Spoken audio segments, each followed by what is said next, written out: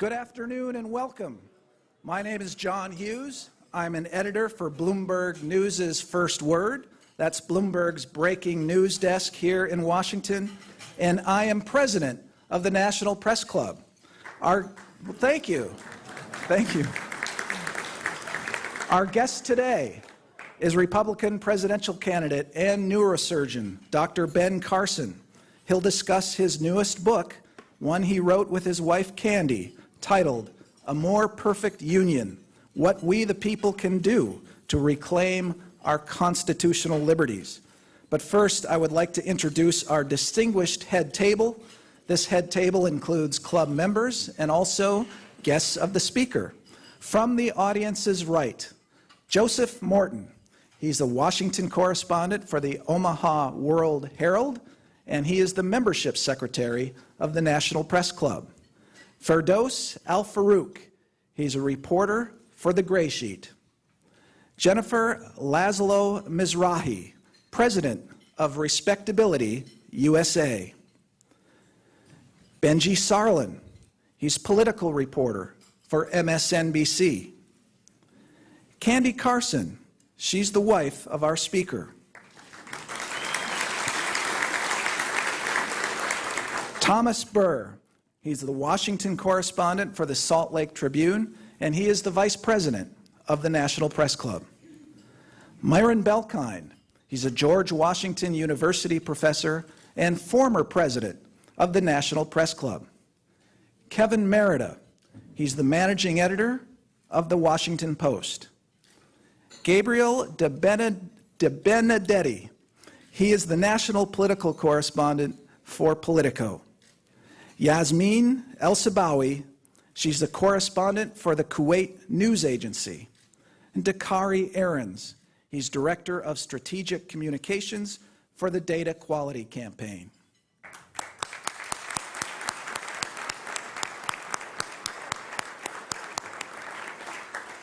I also want to welcome our other guests in the room today and our C-SPAN and public radio audiences. I want to welcome our audiences watching the live stream on our website, press.org. And you can also follow the action on Twitter. Use the hashtag NPCLive. That's hashtag NPCLive. Well, our speaker today has never served in Congress or as the governor of a state or in any elected office of any kind. He did tell me he was elected, and that gets applause. He did tell me that he was elected to the Yale board, so there's an elected office, but that's as close as it comes to being elected to any kind of public office.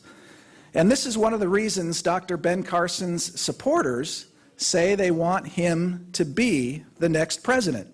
He's not part of the Washington establishment that so many fault for gridlock and ineffectiveness. So far on the campaign trail, he's separated himself from better funded candidates with the political experience that he lacks. Recent polling has Dr. Carson running second nationally for the GOP nomination, behind Donald Trump and ahead of Carly Fiorina. In campaigning, he has shown his sharp opposition to Obamacare, his support of the Second Amendment, his concern about the federal debt, and his goal to stop abortion. He also says all options must be on the table when confronting Russia's Vladimir Putin. His life story has become familiar to many. He grew up poor in Detroit with a single mother and excelled in school.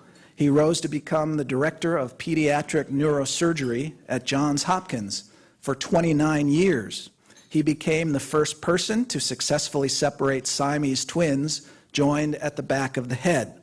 He won the Presidential Medal of Freedom in 2008, and he has published several books, including his autobiography, Gifted Hands. During various media appearances, he has made a lot of headlines on issues such as the mass shooting in Oregon, the debt limit, and whether he could vote for a Muslim for president. But we all know the best place to make news is in this room and at this podium. So let's be about it.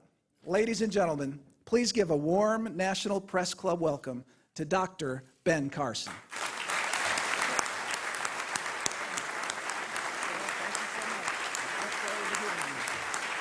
Thank you.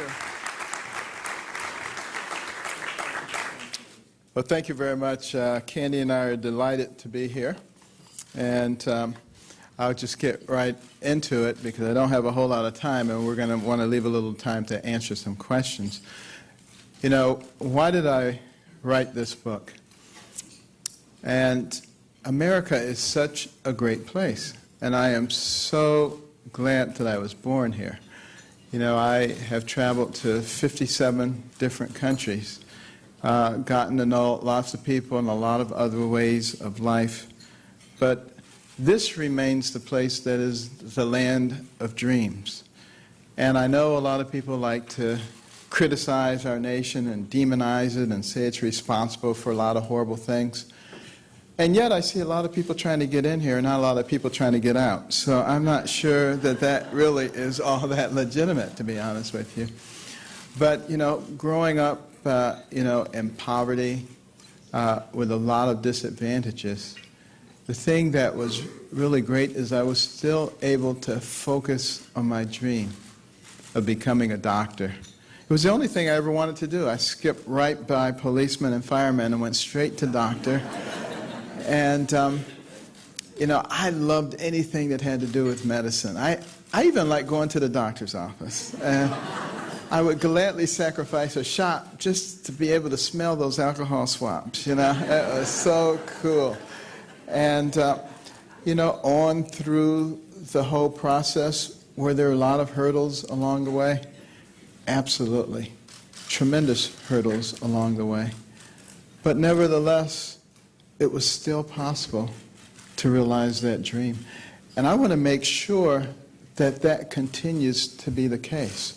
And one of the reasons that it was possible is because we have a system that did everything possible to create fairness, even when there were people in the system who did not want to be fair.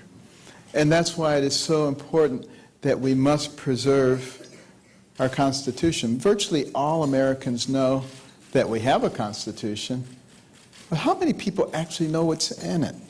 And how many people actually know what's behind it? And of course, it is the mechanism that guarantees our liberties and that provides the guidelines for the restraint of government. Because our founders recognized that it was the natural tendency of government to grow and to invade every aspect of your life and to try to control your life. That's what people do. And that's what they wanted to avoid by doing this. And that's why it's so important that we understand it. You know, in 1831, when Alexis de Tocqueville came to America to study our great country, because the Europeans were just so flabbergasted that this fledgling nation, barely 50 years old, was already competing with them on virtually every level. And he was going to really dissect it and see what was going on. But one of the things that really impressed him was how educated the people were. You know, anybody finishing the second grade was completely literate. He could find a mountain man on the outskirts of society, and the guy could read the newspaper and could tell him how our government worked. And nowadays, we don't seem to emphasize, you know, civics and things like that in school anymore. And I'm sure some of you have seen some of those man-on-the-street interview situations where they go out and ask just little basic questions, and people have no clue what you're talking about. And, you know, they think, you know, you say, well, who's the first president? They say, Reagan? I mean, they have no idea.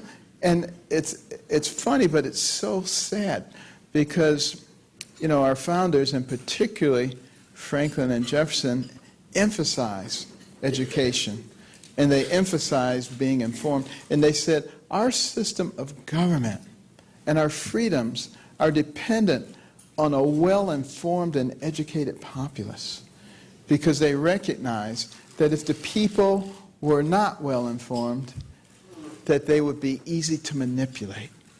And all it would take was dishonest politicians and a complicit news media, and off you would go into another direction very, very quickly. Now, I'll tell you right off the bat, before I go any further, I'm not politically correct. I will not be politically correct. And that's one of the reasons that a lot of the people in the press don't like me. But it's okay, because, you know, what I really love is this country. I don't necessarily care whether the press likes me or not. And therefore, I'm not going to conform to all their little requirements. People ask me all the time, well, why don't you just do this and then they won't say bad things about you? Because this is America. That's why I'm not going to do that, and I never will do that. But I want to touch on some of the aspects of America that I touched on in the book, like the balance of powers, the check and balance system, the separation of powers. I believe this is so vitally important, and it was a touch of genius by our founders, because they recognized that each branch, executive, judicial, and legislative, would want to maintain their power, and therefore they would push back against excesses in the other branches. And that works extraordinarily well in a government like we have, when they all are exercising their power appropriately. Unfortunately, we have a legislative branch that really acts more like a peanut gallery. You know, they sort of sit there and watch what the others do, sometimes complain about it, but really don't offer any resistance because they're afraid somebody might blame them. Newsflash, they're going to get blamed anyway.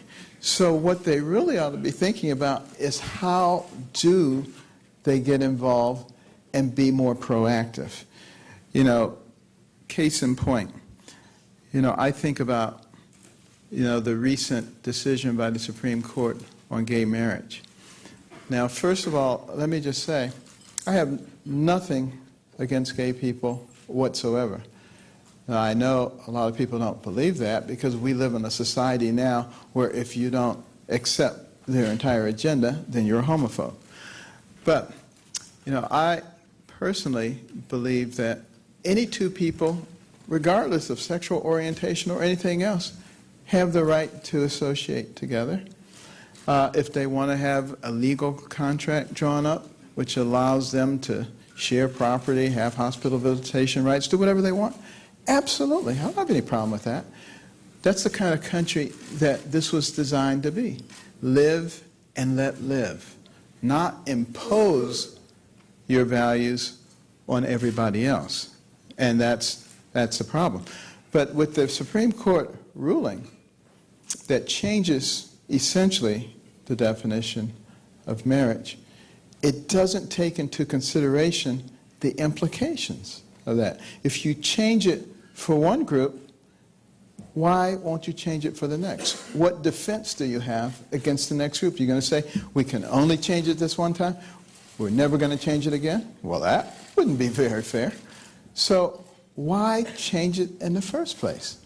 It's been working very well for thousands of years.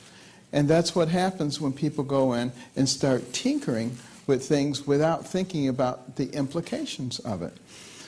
And the legislative branch, however, I would have thought would have been already prepared with legislation in case the Supreme Court came down with that decision, to make sure we preserve the rights, the religious rights of everybody.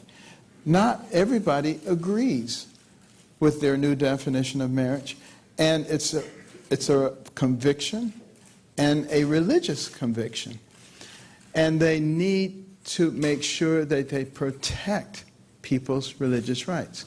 They've been Johnny-come-lately, but I call upon Congress to do that now, because there are people who are losing their jobs, their livelihood, and that's not fair. That's not what America was supposed to be. But unless all the branches of government are functioning the right way, these are the kinds of things that happen. Because there will be overreach by any of the branches, because they're composed of people, and people are not perfect.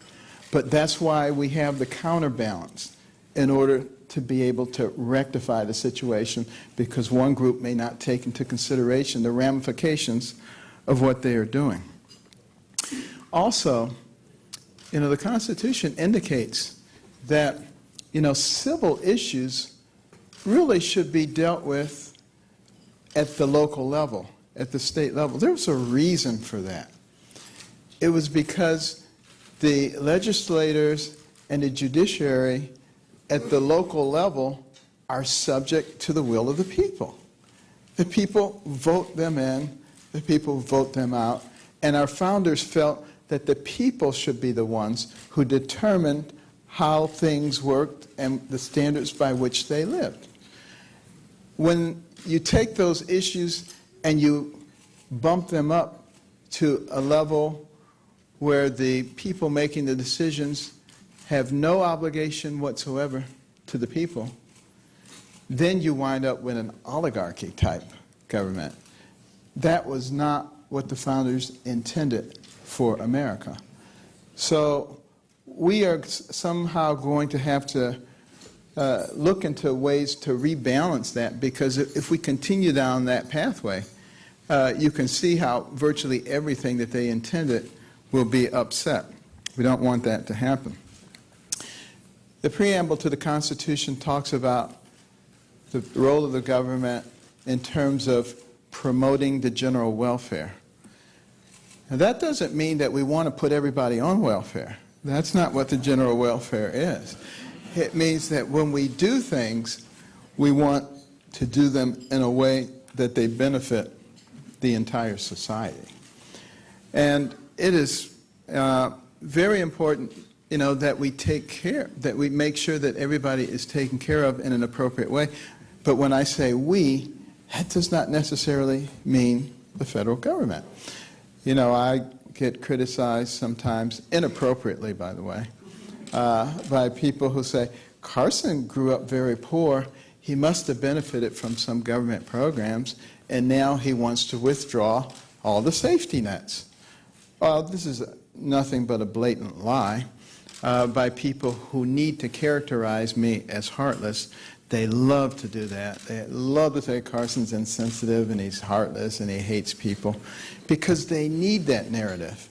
That's the only way that it can be acceptable, because I don't fit into their general description. A black person who is a conservative, they can't quite deal with that. Who talks about self-reliance and that you're not dependent on them? Oh, how could you possibly say such heresy? So, it's necessary to demonize individuals like that. And I understand that. And I'm actually willing to fight with them. I will continue to fight with them. But I'm fighting for something even greater. And that is, I'm fighting for the people of the United States. Because, you see, we have very, very smart and very, very capable people in our nation who would be extremely good leaders. But they say, why would I get into that cesspool and be attacked and have my family attacked and have people going through every aspect of my life and trying to demonize me? And people don't want to do that. Well, I'm going to fight that fight for them. And if I'm successful, I expect that maybe a lot more of the people in our country who are not professional politicians will say, you know what, he did it. I'm going to do it too. And I think we'll be much better off as a country when we once again understand that this country is for everybody and not for a specific political class. But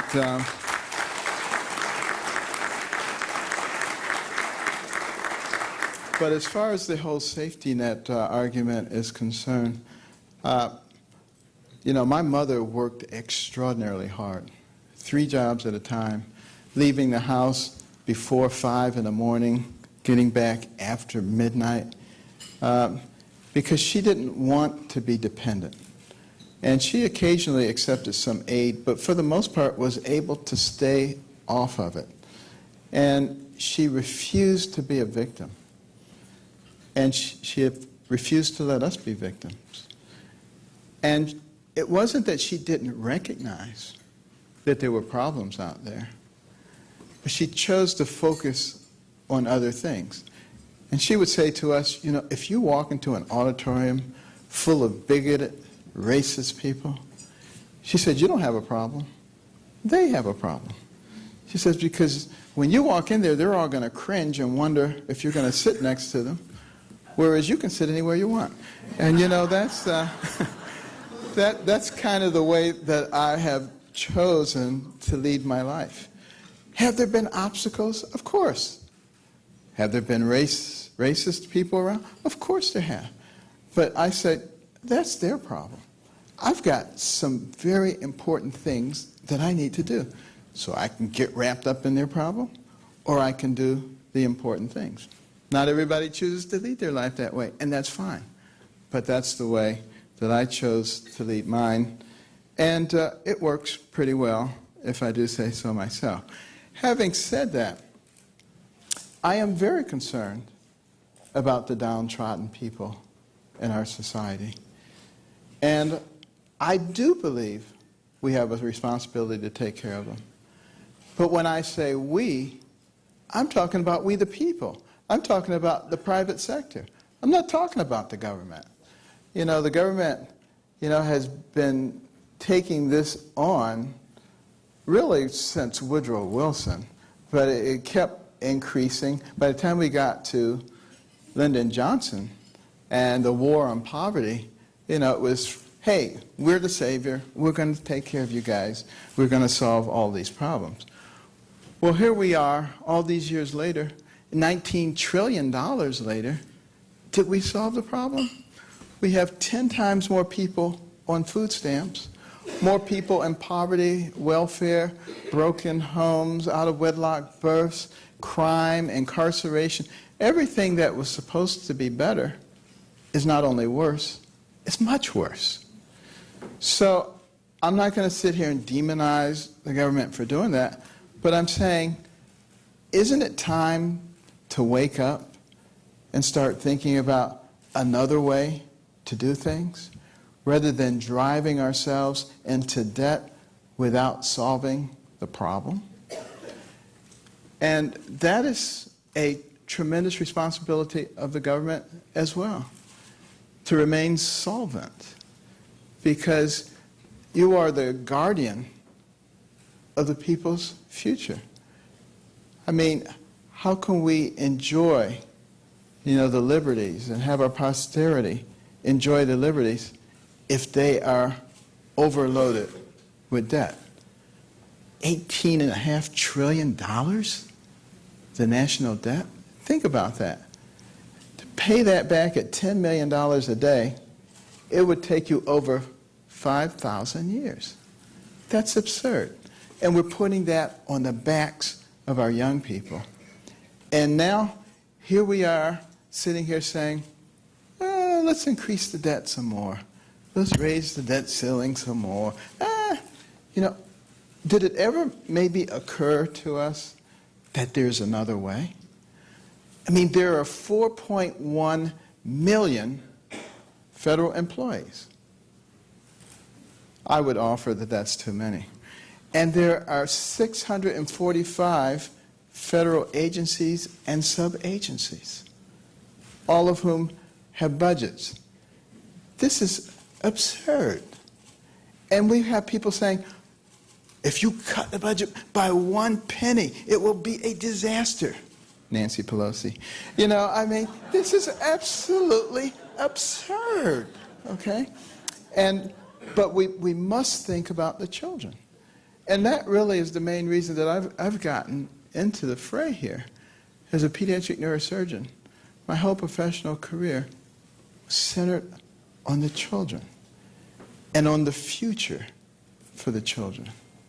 What we had to do to improve quality of life for them. How can we in good conscience continue this charade of responsibility, knowing what we are doing to their future? If I had time, I would really get into, the fiscal gap and all the implications of that, and what the implications of the debt is on the Fed and how they're irresponsibly printing money, and how the low interest rates are hurting the poor and the middle class because, putting money into a savings account or buying bonds doesn't help them. The only people who can really make money are people who can have a risk tolerance, which allows them to go into the stock market.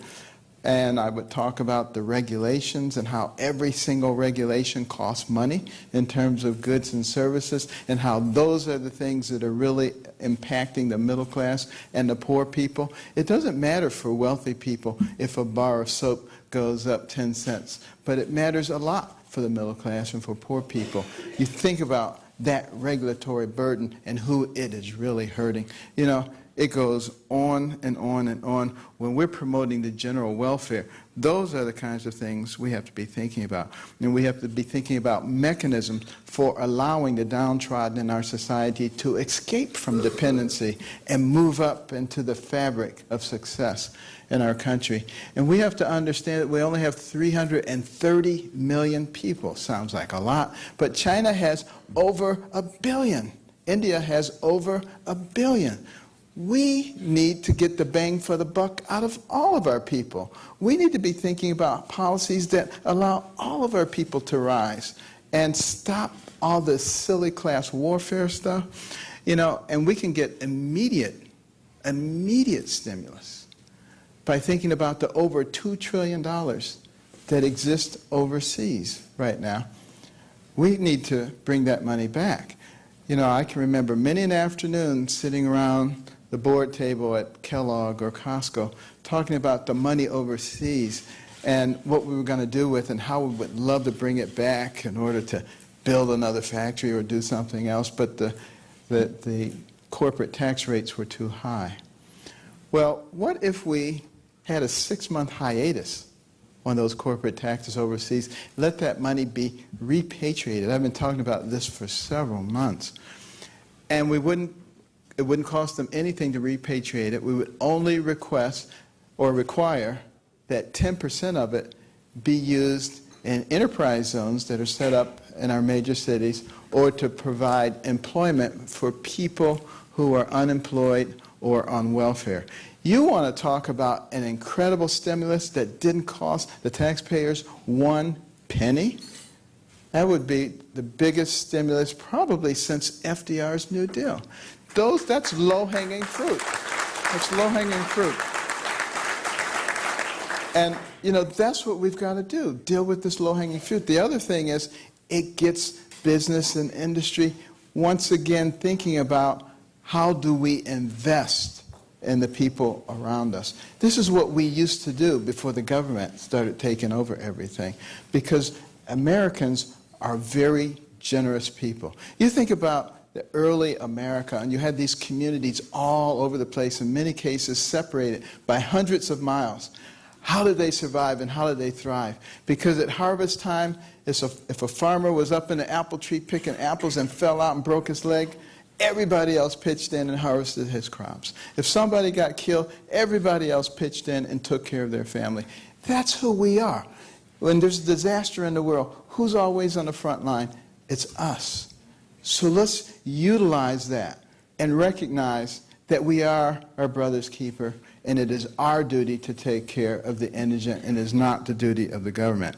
And if we learn that, and then,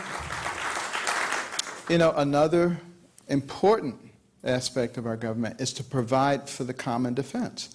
Now, I could talk about this for a long time, but simply to allow our military to deteriorate the way it has, to fail to take care of our veterans to the point where we have 22 to 23 suicides every day. It makes absolutely no sense to leave our electric grid unprotected.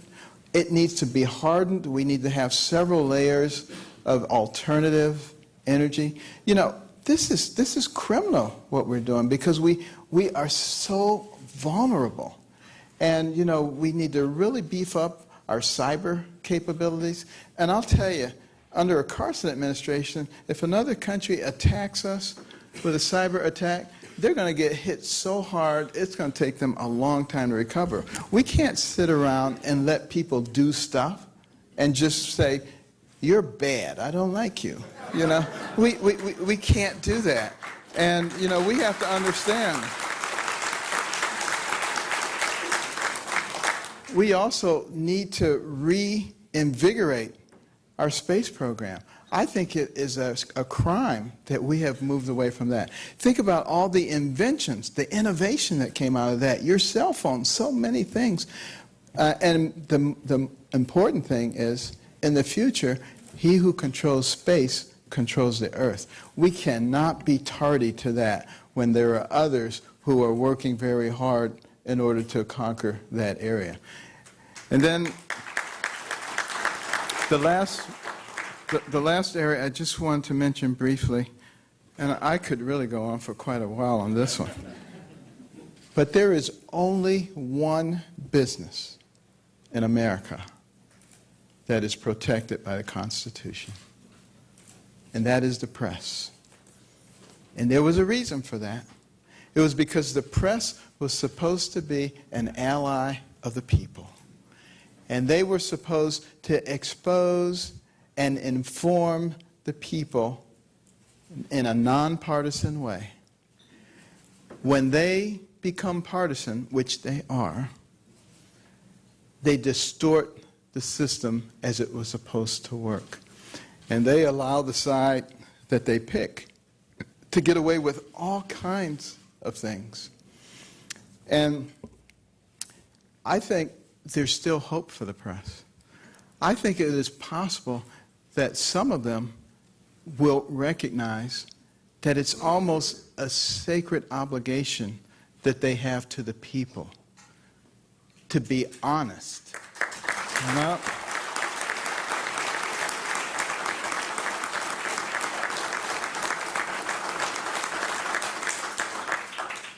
Now, you know, just in the last week, you know, in my own case, you know, they take something that I say about the shootings in Oregon and don't put the part in where I was answering the question. Don't put the question in. Just give the response and say, see, he's being critical of the people.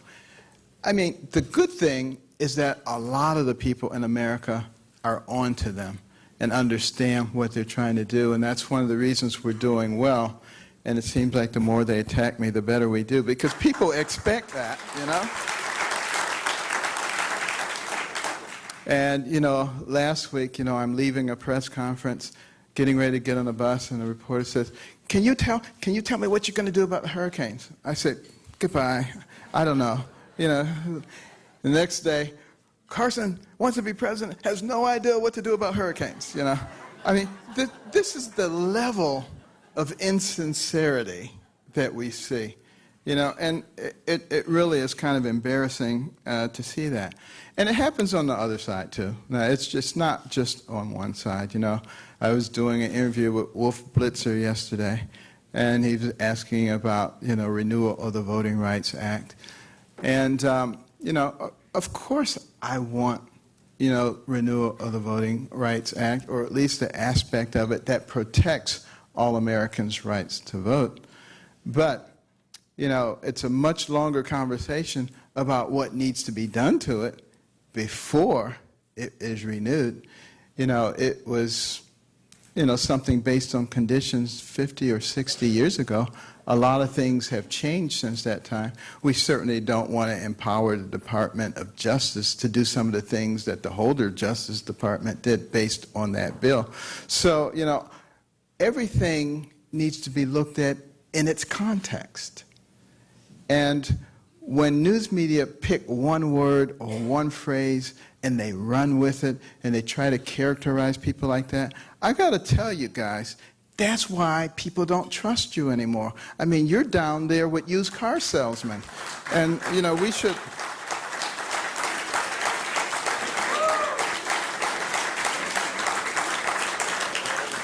So what is it going to take to save our country? Courage. And it's going to take courage by all of us, including the press. And we have to begin to think about those who come behind us. Because what would have happened to us if those who preceded us were little chicken livers?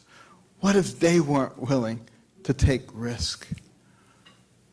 What if on D-Day, our soldiers invading the beaches of Normandy had seen their colleagues being cut down, 100 bodies laying in the sand, 1,000 bodies laying in the sand?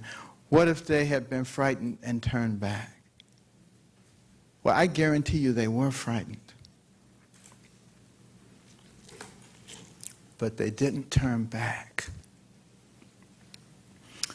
They stepped over the bodies of their colleagues, knowing in many cases that they would never see their homeland or their loved ones again. And they stormed those Axis troops, and they took that beach, and they died. Why did they do that? They didn't do it for themselves. They did it for you, and they did it for me. And now it's our turn. And what are we willing to do for our children and for our grandchildren? Are we willing to stand up? Or are we afraid that somebody's going to call us a nasty name? Or that we're going to get an IRS audit? Or that somebody's going to mess with our job? You know, we have a lot less to lose than they did. And the people who are always telling me, hang in there, don't let them get to you, believe me, do not worry about it, because the stakes are much too high. Thank you very much.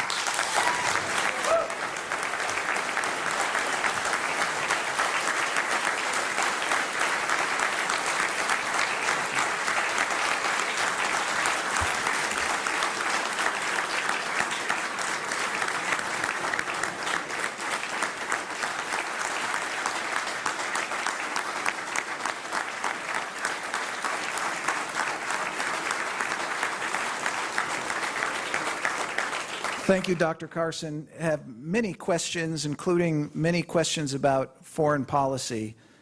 We have President Putin intervening in Syria, supporting the Assad regime, and this morning we learned that the President of the United States is ending the program for training the anti-Assad rebels. How would you, as President, approach the Syrian situation? What actions would you take? Well, I think it's a very serious situation, and I think we cannot simply be passive in a situation like this. You know, when the Russian generals tell us, you know, we don't want you guys flying in this area, my response to him would be, go take a flying leap. We'll fly anywhere we want to. But I think we ought to be establishing our own no-fly zone in conjunction with Turkey. And I think we need to recognize that, why is he really there? You know, he said he was coming there to fight ISIS. Has he really been fighting ISIS or al-Nusra and al-Jilani and everybody who, in fact, is opposing Assad? I think that's the real thing. And you'll look and see that Assad is also getting a lot of help from Ali Khamenei, the supreme leader of Iran. What's going on there? Because, you know, these relationships are complex. Some people were a little surprised when I indicated that Putin and Ali actually have a long-term relationship, as does Mahmoud Abbas. Abbas and Khomeini were in the same class in Patrice Lumumba University. in Moscow, graduating class of '68, and they were already quite familiar with a young Vladimir Putin at that time. And I believe that Putin is very desperate right now because oil prices are very low. That's what's really been precluding his expansionist activities, and not us, believe me. It's the economic situation. Now, he can get a foothold in Syria and then begin to spread his influence throughout that region. And if he can gain control of significant energy reserves, he might then be able to have a much more control on energy prices throughout the world. And that will then embolden him because he will be strengthened to do what he needs to do. But we need to fight him everywhere. You know, we need to be reestablishing the missile defense system, I think, in Eastern Europe. We need to be supplying arms to the Ukraine. We said we were going to protect them if they gave up their nuclear weapons. They gave them up. Did we protect them? Of course not. You know, we turned our back on Israel. You know, I don't think the rest of the world is idly sitting by and noticing that we renege on our responsibilities. So we need to oppose him at every step. We also need to take advantage of his economic weakness by using our economic strength in very wise ways. The House is looking for a new speaker, and there's a report that Mitt Romney called Paul Ryan and urged him to run for speaker. Is Paul Ryan the guy? Should he run for speaker? And as president, how would you work with Congress to end the gridlock that's defined Washington so often? Paul Ryan is a fine person. I like him. I like a lot of people in Congress. I hope the process plays out. I hope that a number of people will present their philosophy for leadership, and that there is an opportunity for the members of Congress to see who they want to work with as their leader. And what I would do is I would have a policy of talking. You know, the current administration doesn't talk a lot to the people in Congress, not even to their own party. How can you come to resolutions without talking? I mean, what happens before people get divorced? They stop talking. The next thing you know, their spouse is the devil incarnate. You know, that's what we're seeing. And, you know, we all basically want the United States to succeed. We have different philosophies about how that's going to be done. But I think if we're willing to sit down and talk about it, then we find that we're not nearly as far apart as we think we are. We do have to keep the instigators out and the people who try to irritate and agitate. You know, good example of that is, you know, a few weeks ago when I was on Meet the Press, and I said, I think anybody from any religion or any background who is willing to embrace our values and is willing to put our Constitution above their belief system is acceptable to me. I don't know why that is a difficult subject for people to understand. But anyone whose belief system does not conform to our Constitution and who is not willing to put that under our Constitution, why would that person be the leader of this country? That doesn't make any sense.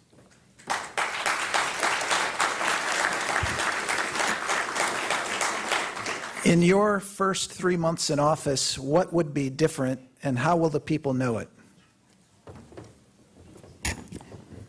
Well, first of all, I would call for a joint session of Congress. And I would want them to know that under a Carson administration, we recognize that the people are at the pinnacle and that we work for them and they don't work for us. And we have to begin to also understand that we are Americans first and Democrats and Republicans second, or maybe even third. You know, we have to stop fighting each other, because one of the things that I think threatens to destroy our nation is the extreme divisiveness. And we've gotten to the point where we believe that if somebody disagrees with you, then you need to try to destroy them. destroy their family and their livelihood. Where did that come from? I guarantee you it did not come from our Judeo-Christian values and roots.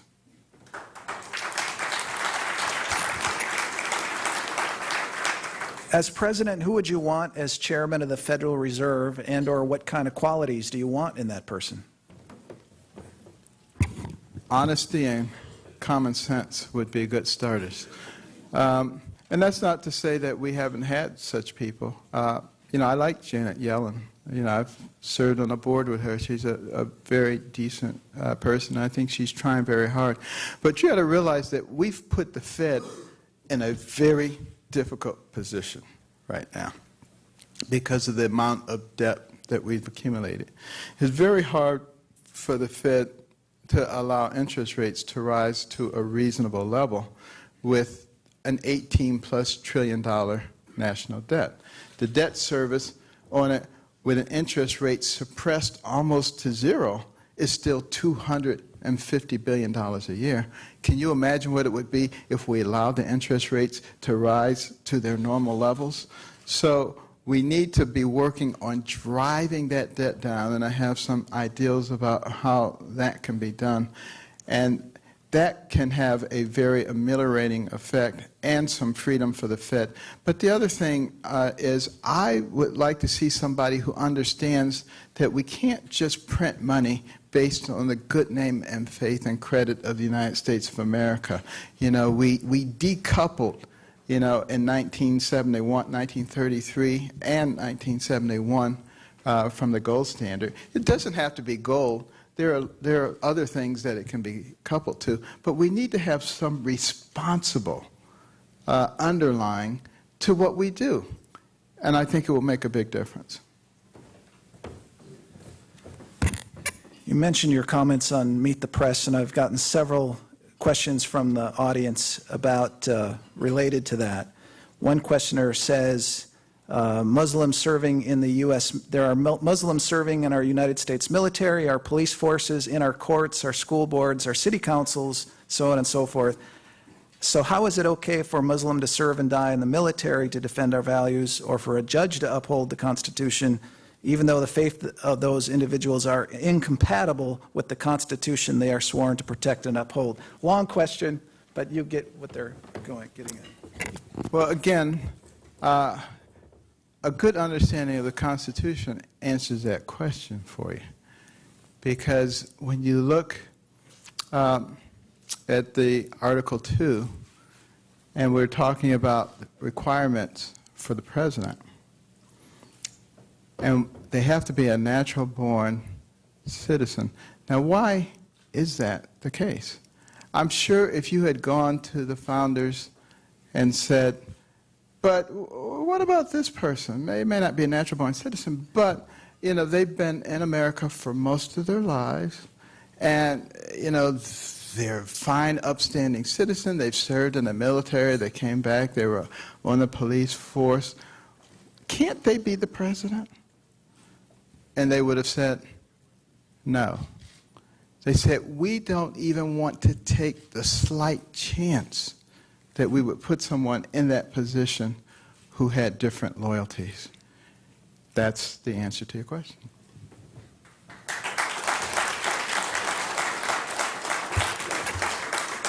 A questioner about your opposition to Obamacare, and the question along the lines of, you're a doctor, and obviously all the parts of medical care are important to you, preventative care, many of the things that Obamacare provides. So the questioner is wondering how your values as a doctor and the importance of people getting health care squares with your opposition to this program that has given so many access to health care. Chomping at the bit for that one. First of all, the reason that I don't like the so-called Affordable Care Act is not because it doesn't work and not because it's not affordable, but the real reason is because it flies in the face of the very principles for the establishment of this country. This country was supposed to be of, for, and by the people, with the government there to facilitate life, liberty, and the pursuit of happiness. With that act, the government comes along and says, I don't care what you people think. This is what we're doing. We're cramming it down your throat, and if you don't like it, too bad. Well, that is antithetical to the whole concept of the people being at the pinnacle and the government there to serve it. It basically flips the relationship and puts the government in the driver's seat with us at its beck and call. And if they can do that with the most important thing you have, your health and your health care, it's not long before they can do it with every aspect of your life. And it begins the fundamental changing of America. And that's why I want to stop it in its tracks, turn it around. I think most people did not recognize what was happening. We have to once again restore the people to the pinnacle. Now, having said that, I do want everybody to have good care. It is consistent with who I am. And, you know, I've talked about a healthcare system, but let me just talk about the part for the indigent. You know, how do we take care of the indigent now? We have Medicaid, $400 to $500 billion a year. How many people participate? About a quarter of the population, which is way too many, by the way. And we can address that by how do we get the economy rolling again. But if 80 million into 400 billion goes 5,000 times, $5,000 every man, woman, and child on Medicaid. That's how much is allocated. What could you buy with that? Most concierge practices cost between $2,000 and $3,000 a year. So you can put them all in the concierge practice and still have a couple $1,000s left over for their catastrophic insurance, which is much cheaper because there's something else that we've done with that I don't have time to explain. But I'm not saying that we do that, but I'm saying we have enough money to do that. And what's the result of that? Now when Mr. Jones has that diabetic foot ulcer, you know, he's not going to go to the emergency room where it costs 5 times more. He's going to go to the clinic where he gets the same treatment, but instead of just patching him up and sending him out, they're going to say, Mr. Jones, let's get your diabetes under control so you're not back here in 3 weeks with another problem. A whole nother level of savings, which is not being recognized right now. And we're teaching him personal responsibility rather than dependency. Those are the kinds of things that we should be doing. That will cost us a lot less money, and everybody will be of equal value. You won't have people that people say, I don't want to see them. You know, they're going to have to go to the emergency room. And it's going to cost us actually less money. That's the kind of thing we should be doing, and that's the kind of thing we can be doing when we take something so important as medicine out of the political arena and start taking care of our people.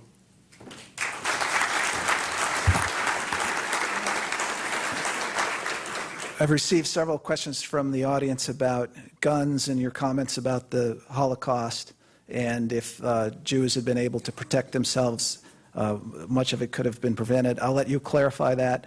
And also the whole approach to these mass shootings is having more people armed the kind of thing that can stop more of these mass shootings, do you think? Okay.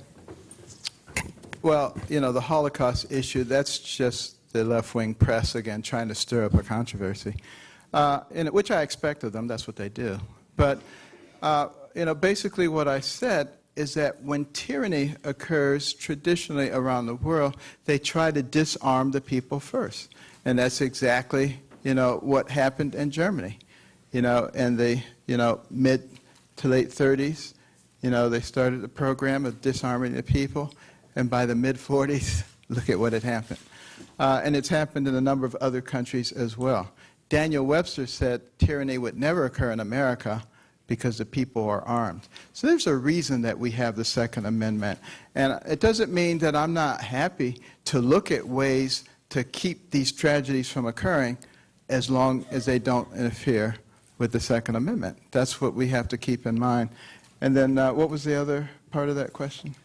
Will it help prevent more of these? Oh, by having, well, with the mass shootings, one of the things that many people have noticed is they tend to go to places that are gun-free zones.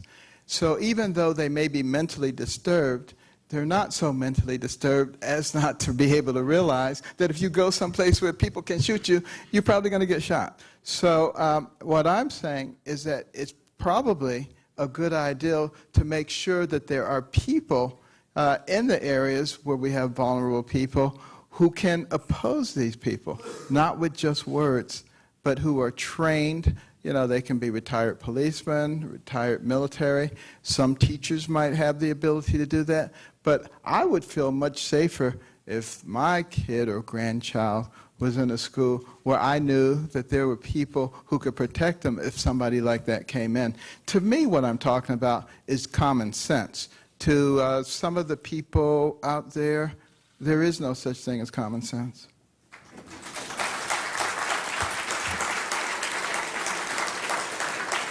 We are almost out of time. Before I ask the final questions, I have some housekeeping. The National Press Club is the world's leading professional organization for journalists, and we fight for a free press worldwide. To learn more about the club, visit our website, that's press.org, and to donate to our nonprofit Journalism Institute, visit press.org/institute. I also want to remind you about some upcoming events. On Thursday, October 15th, the club will hold its annual Fourth Estate Award Gala. This year, we will honor Gwen Eiffel, moderator and managing editor of Washington Week and co-anchor and managing editor of the PBS NewsHour. On Wednesday, October 21st, we will reprise a press club event from 100 years ago when Senator Tim Kaine and other members of Congress face off against members of the news media in the Politicians versus the Press spelling bee. And on Friday, October 23rd, Oscar-winning director and actor Kevin Costner will be here to discuss his new book. I would now like to present our speaker with the honorary National Press Club mug. You have been here before, so you're developing a collection.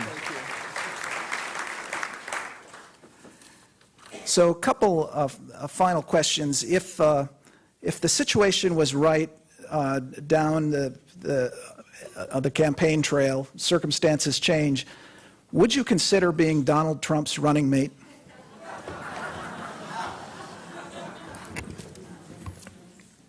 Press will have a field day with this one. And by the way, before I answer that question, I just want to mention, many in the press will say that I'm sensitive and, that I should not be thinking about running for office because I get offended by what they do. Of course they'll say that. But the reason that I expose the press is because I want the people of America to understand what they're doing. So it's not because I'm sensitive. I will continue to expose them every time they do something. So because as more people understand who they are and what they're doing, it will negate their effect. And that's until they have the kind of transformation that is necessary for them to become allies of the people, we have to know what they're doing. Now, in terms of Trump? How could I forget? Okay. I believe that Donald Trump has been very useful because he's brought in a lot of people, brought in a lot of curiosity and enthusiasm. And whoever the eventual nominee is will benefit from that, even if it's him. That's a good thing. So, that's one of the reasons I don't talk about him. I don't talk about anybody else. But in terms of a vice president, I would obviously want somebody who is compatible with me. I would not necessarily be looking for somebody who can bring in this demographic or that demographic, because the things that have to be done are very, very serious things, quite frankly. This can't be tampering around the edges. We've got to go to the heart of the matter, and I don't think we have a whole lot of time to do that. So it would have to be somebody who is very compatible, who understands the urgency of what we are doing, who is willing to suffer the slings and arrows to get it done. That's what it will take. Ladies and gentlemen, please give a round of applause to our speaker.